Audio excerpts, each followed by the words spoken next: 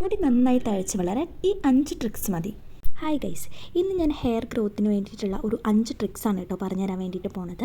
ഇതെൻ്റെ ഒരു എക്സ്പീരിയൻസ് ആണ് കേട്ടോ. കോളേജിലും സ്കൂളിലും ഒക്കെ പോകുന്നവർക്കും അതുപോലെ തന്നെ ജോലിക്ക് പോകുന്നവർക്കും ഹോസ്റ്റലേഴ്സിനും ഒക്കെ ഒരുപോലെ ട്രൈ ചെയ്ത് നോക്കാൻ പറ്റുന്ന കുറച്ച് ട്രിക്സാണ് കേട്ടോ ഞാൻ പറഞ്ഞുതരാൻ വേണ്ടിയിട്ട് പോണത്. എനിക്ക് വർക്ക് ചെയ്തിട്ടുള്ള കാര്യമാണ് കേട്ടോ ഞാനിപ്പോൾ നിങ്ങളോട് ഷെയർ ചെയ്യാൻ വേണ്ടിയിട്ട് പോണത്.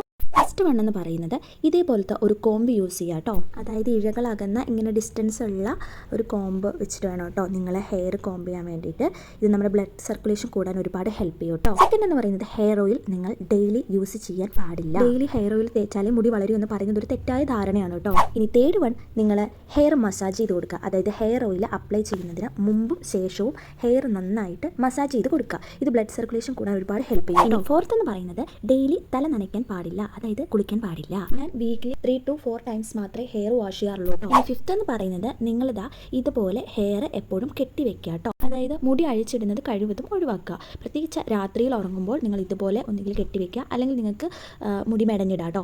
അല്ലെന്നുണ്ടെങ്കിൽ ഇങ്ങനെ കെട്ടിവെക്കുക. അതുപോലെ പകൽ സമയത്താണെങ്കിലും നിങ്ങൾ ഇതുപോലെ കെട്ടിവെക്കുക കേട്ടോ. എനിക്ക് ഈ ട്രിക്സ് ഒക്കെ നല്ലോണം വർക്ക് ചെയ്തിട്ടുണ്ടായിരുന്നു കേട്ടോ. അപ്പോൾ നിങ്ങൾ ഇതുപോലൊക്കെ ഒന്ന് ട്രൈ ചെയ്ത് നോക്കി. വീഡിയോ നിങ്ങൾക്ക് എന്തായാലും യൂസ്ഫുൾ ആയിട്ടുണ്ടാവും എന്ന് വിചാരിക്കുന്നു. പിന്നെ അതുപോലെ ഞാൻ എൻ്റെ ഹെയറിൽ വർഷങ്ങളായിട്ട് ഒരു ഓയിൽ യൂസ് ചെയ്യേണ്ട, അത് ഏത് ഓയിലാണെന്നും പിന്നെ അതുപോലെ ഞാൻ യൂസ് ചെയ്യാറുള്ള ഷാമ്പൂ ഏതാണ്, കണ്ടീഷണർ ഏതാണ്, പിന്നെ ഞാൻ എന്തെങ്കിലും എൻ്റെ ഹെയറിൽ ചെയ്തിട്ടുണ്ടോ, അതിനെപ്പറ്റി എല്ലാം എന്തായാലും ഞാൻ വീഡിയോ ചെയ്യുന്നതായിരിക്കും കേട്ടോ. അപ്പോൾ വീഡിയോ ഇഷ്ടമായാൽ ലൈക്ക് ചെയ്യാനും ഷെയർ ചെയ്യാനും സബ്സ്ക്രൈബ് ചെയ്യാനും മറക്കരുത്. അപ്പോൾ അത്രയുള്ള വീഡിയോ. ബൈ.